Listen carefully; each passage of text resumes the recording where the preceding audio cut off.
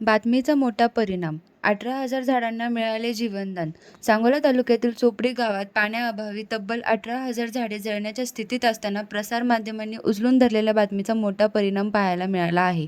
या गंभीर परिस्थितीची दखल घेत स्थानिक आमदारांच्या सहकार्याने तसेच चोपडी ग्रामस्थांच्या एकजुटीने तातडीने पाण्याची सोय करण्यात आली आहे.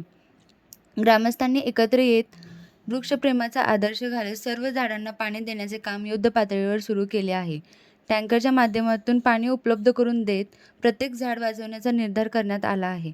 या उपक्रमात गावातील युवक, शेतकरी आणि वृक्षप्रेमी नागरिक मोठ्या संख्येने सहभागी झाले असून झाडे वाचवा हा संदेश प्रत्यक्ष कृतीतून दिला जात आहे. वेळेत घेतलेल्या या निर्णयामुळे हजारो झाडांना नवजीवन मिळाले आहे. ही घटना दाखवते की एक सकारात्मक बातमी आणि लोकसहभाग यामुळे मोठा बदल घडवून आणता येतो.